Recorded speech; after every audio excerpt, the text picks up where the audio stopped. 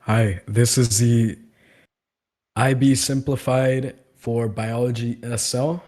We're going to be covering Unit 1 in this video. My name is Max. And my name is Lucas. Welcome back. I hope you guys were able to visit our first video as an introduction to what we'll do over the course of this series.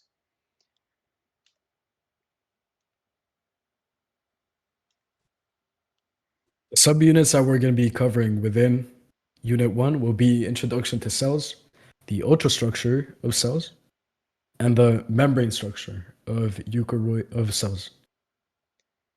Chapter 1 goes from 1.1 to 1.6.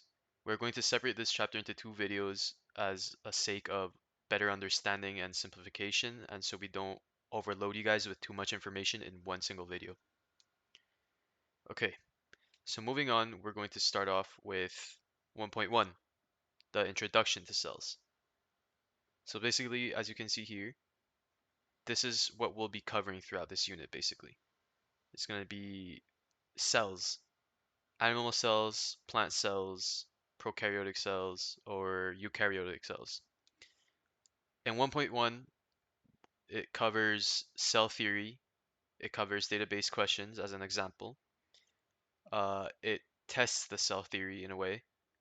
It explains unicellular organisms, the limitations of cell size, and multicellular organisms, and lastly, stem cells. Throughout these topics, I will be explaining to you guys the easiest ways to intake this information and efficiently have it memorized and to your um, to your purpose or whatever you need it for, as long as you need it, in the way that you don't have to go back and keep reviewing it. I'll be explaining my ways of efficient learning and how I got through these units without having to go back and review over and over and over. To start off, we'll be looking at the cell theory. So the cell theory is made up of three principles, and it's these. All living organisms are composed of cells. The cell is the smallest unit of life, and cells only arise from pre-existing cells. So basically, we can see this inside of the Oxford textbook. First of all, it starts with a subheading to the cell theory with the main point that living organisms are composed of cells. This is here is a lot of reading. Depending on how good you are at learning or how good you are at focusing on a piece of text, this may be easy or hard to understand. And for me personally, whenever I don't understand anything, I can just go to BioNinja right here, which states the principles of the cell theory, just like it does in this large piece of text, but in 3 bullet points.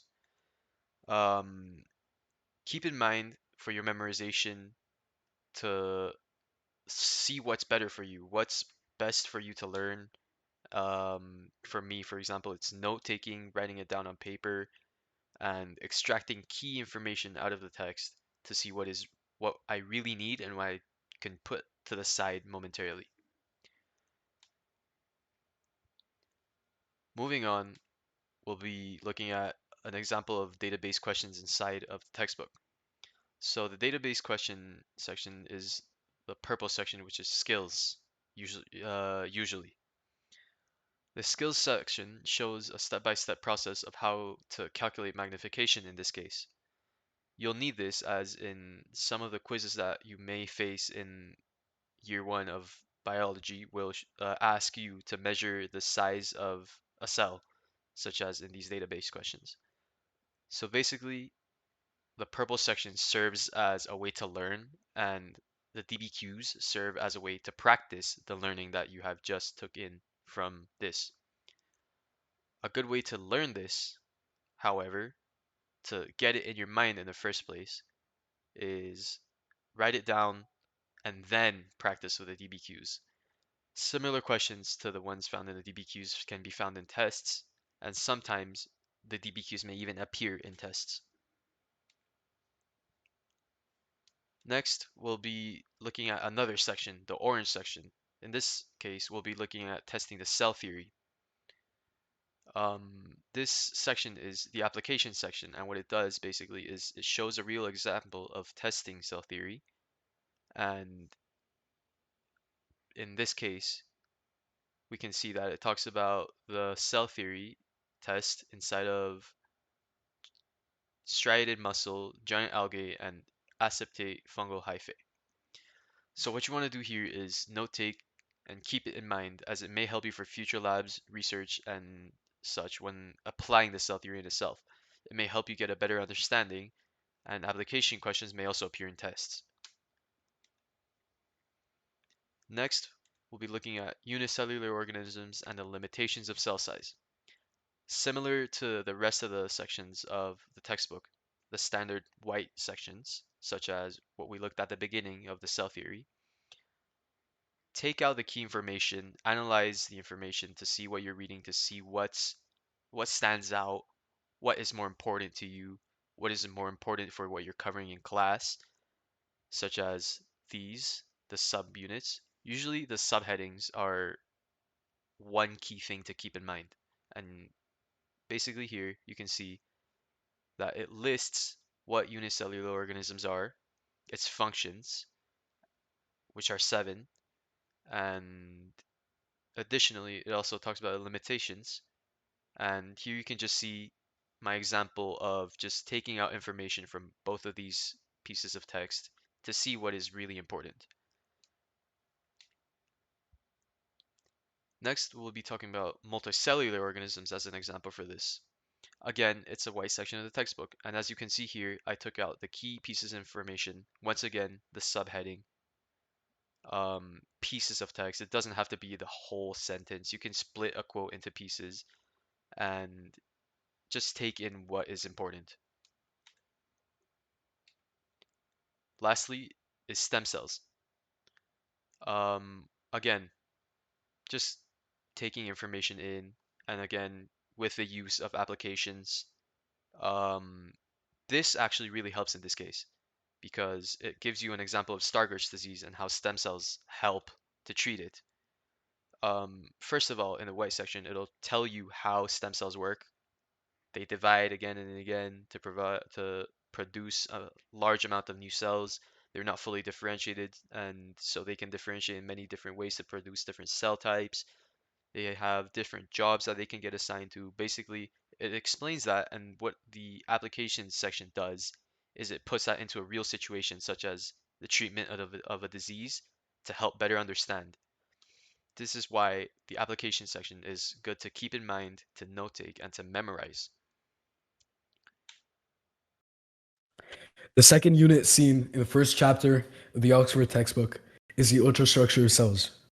Ultrastructure referring to the structure, the general structure of these cells. Cells can easily be differentiated into two classes, eukaryotes and prokaryotes. The prokaryote is seen to the left diagram, while the eukaryote can be seen in the right diagram.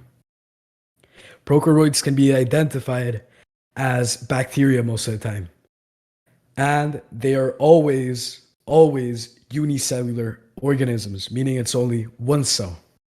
Eukaryotes are more complex, and while they may be unicellular organisms, most of them are seen as multicellular organisms, which Lucas talked about in the last unit. Let's talk about eukaryotes first. There is a main difference between a plant cell and animal cell. Both of these are eukaryotes due to their compartmentalized structure and complexity. In these two diagrams, you can see some of the differences, which will be outlined next. For example, you can see the animal cell is normally observed to be of an ovoid structure or shape, while the plant cell is often rectangular. You're going to have to draw these differences when you're in a test. Here are some of the differences that might stand out from the two previous graphs shown. Plant cell to the left, animal cell to the right. The plant cell has a cell wall and cell membrane, while the animal cell only has a membrane. both have mitochondria, which is a compartmentalized organelle double membrane that offers ATP through cellular respiration. Plant cells have chloroplasts to pull off photosynthesis, while the animal cell obviously does not. When it comes to drawing, as I previously mentioned, the plant cell is typically rectangular, while the animal cell is typically of an ovoid shape. When you're going to be drawing these in tests, it is important to keep this in mind, as you may lose points if you do not recognize this. A small little fact, plant cells are normally from 10 to 100 micrometers in length, while animal cells only go up to 30.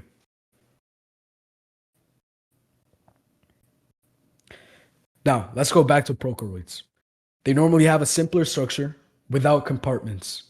They lack a nucleus, and instead, their DNA material is in the nucleolus. You can see this in the white knowledge focused part of the textbook towards the right, and in the left, the BioNinja section. When we're talking about the features, let's remember most of this, they belong to bacteria. Prokaryotes are normally bacteria found in extreme environments like high temperatures, or traditional bacteria, eubacteria, in pathogenic forms. Some of the features include a cytoplasm, a nucleoid, plasmids, ribosomes, a cell membrane, cell wall, slime capsule, flagella, which is a longer hair-like, whip-like structure, normally only one towards the back of the prokaryote, offering and enabling movement, normally a singular one, and then pili, which is also a hair-like extension, but this one instead enables adherence to surfaces, or conjunction, mediate bacterial conjunction. And yet again, these are the key parts that you need to remember moving forward of this specific cell structure. This is honestly not going to be covered as much compared to the cell division in eukaryotes, but you must keep this in mind. Prokaryotes divide by binary fission. To be honest, you do not have to know this. This is not going to appear in tests, but just keep it in mind. Asexual, it is asexual reproduction, and you can briefly see it here to the right, both in the textbook at the top and BioNinja in the bottom. Remember, BioNinja is a great tool, as you can find brief and easy to digest information. As we can see, it describes that the process simply circular DNA is copied in response to the replication signal, the two DNA loops attached to a membrane, and then the membrane elongates and pinches off. Cytokinesis, which we're going to be looking in the unit 1.6. Cytokinesis is kind of, you can think of it as the cell separating in the middle and then pinching outwards, creating the duplication. But you do not have to know this for prokaryotes, but it is key for eukaryotes, and you're going to see this in 1.6 in that unit. But for now, this binary fission is not that important. This is important. It is key, actually. It comes down in the purple section, is skills, and this is going to be key in tests, as a lot of the questions are going to ask either for interpretation of cell structure, or as simple as draw a plant cell, draw an animal cell, draw a prokaryote. So you need to be able and ready to respond in these cases. I recommend for the one on the right, which you can see a lot of the compartments or organelles are drawn here and their functions are outlined. This might be worth it.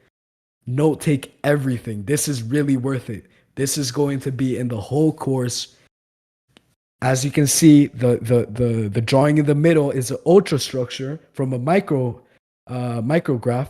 The left, you can see a drawing that you can try to replicate, and in the right, some brief notes. This part of the textbook is fundamental. Do not skip it.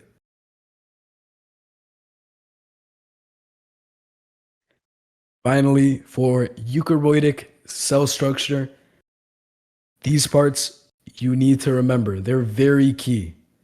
Key information. These 4 points are very important. Compartmentalized cell structure. What does that mean? It means that you're going to have organelles similar to organs in our body, secluded from the cytoplasm, which you can think of it as literally the juice within the cell, right? The liquid inside of it, and they're compartmentalized by membrane. All organelles are either single or double membrane. This is not that important, but you need to remember which ones are single or double membranes, as you never know. This might come up in a test where they ask you, for example, a lysosome or a mitochondria, if it's single or double. Lysosome is single, by the way, and mitochondria is a double membrane structure. Eukaryotes also contain a nucleus, which is compartmentalized. If you remember, the prokaryote has a nucleolus, and this one is not compartmentalized. The DNA genetic material is just randomly spread out in this section of the prokaryote cell. In the case of the eukaryote, you have clear distinction in the form of a nucleus.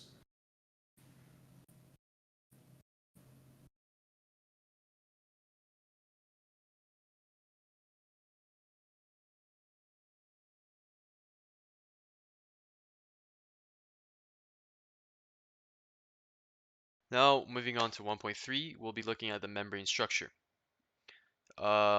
This part of the chapter covers phospholipid bilayers, the models of membrane structure, membrane proteins, and cholesterol in membranes.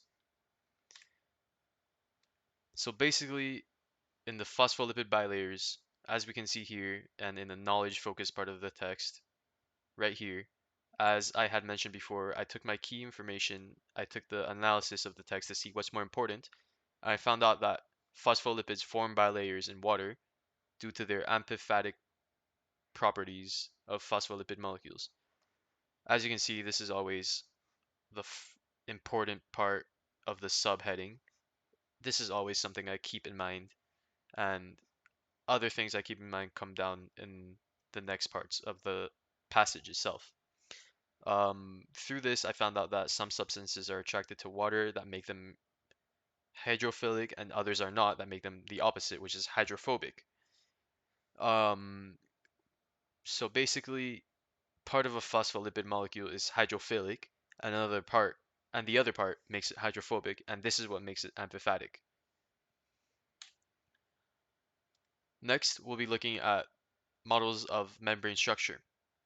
This is a green section. This is the nature of science section, which uses models to represent real-world theories. And this looks at actual experiments that were conducted, real models that were made. So it is important to consider and notate these sections, as in this case, it uses the Gorder and Grendel model to represent the membrane structure. Additionally, this also shows different representations of the membrane structure from other scientists such as Singer-Nicholson, Davison-Donnelly, and even explains the flaws that could have been found in some of these models. Next, Max will talk about membrane proteins. When it comes to membrane proteins, we can see in the membrane not only the phospholipid bilayer, where you have your carbon tails in the middle and phosphate group towards the outside of it. If you can search right now a model online. Not only do we have that section of it, but we also have the proteins. Once again, you should extract from here the most important and key parts of this information. For example, the functions. You can see towards the left, we have a little graph where we can see the functions of these membrane proteins. Some examples are hormone binding sites. I'm going to be honest, we did not see this to a great extent. The ones that really stand out that were repeated in the course throughout the entire year would be the pumps for active transport, channels for passive transport, cell-to-cell communication, and immobilized enzymes. Immobilized enzymes are highly specific but actually we had our mocks 2 weeks ago and we did have a question talking about them. So these small details I recommend to noting. Hormone binding sites, not that important, but do keep it in mind. You have two types of proteins that can be seen. Integral proteins, which are completely hydrophobic on at least part of their surface, and therefore are embedded into the hydrocarbon chains in the center of the membrane. You can think of these as going through. They're a big protein, normally rectangular like, going across the entire membrane. Meanwhile, the peripheral proteins, you can kind of assume this from the name, they are outside in the peripherals of the membrane, either inside towards the cell or outside of the cell. And these are hydrophilic. You may think, okay, why are they hydrophilic? Well, if they love water, then they're going to be attracted to them. If it's going to be attracted to water, it's going to be repelled away from the hydrocarbon tails, which are hydrophobic, and it's going to stay in the peripherals with the phosphorus group, which is hydrophilic, that it loves water, right? And we do have water towards the outsides of the membrane, which is why you're going to be seeing these little chunks towards the outside. Keep in mind that these two might have different functions, which we just covered briefly ago in the little graph. Finally, cholesterol in membranes. This is important. I'm not going to lie, this was seen in pretty much every single big unit test, exam, and even in the box that we had last week. This is very simple though. It's just simple component and it has two main purposes. It is hydrophobic and it allows for fluidity within the cell membrane. As long as you remember these two components, you don't have to remember much more. It is not a fat or oil. It is a type of lipid. You're going to cover this in the second chapter, but just keep this in mind for now. It's a lipid and specifically a steroid. But as long as you remember that it allows for fluidity in the membrane, which you can see in the orange part in the row of the cholesterol in that brief 3 paragraphs, it's just going to talk about how it allows for the regulation of fluidity. Normally, a membrane is only up to 30% of cholesterol. You won't see more than 30%. Keep this threshold in mind.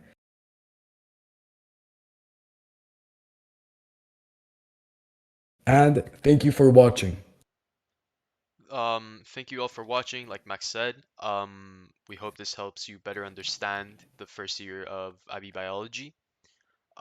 We'll be covering 1.4 to 1.6 in the next video, and we will also be covering part of chapter 2, which we have partly covered in the first semester. We hope you guys like these videos and that it helps you. We hope that it benefits you, and we hope you guys the best of luck with your journey through the IB.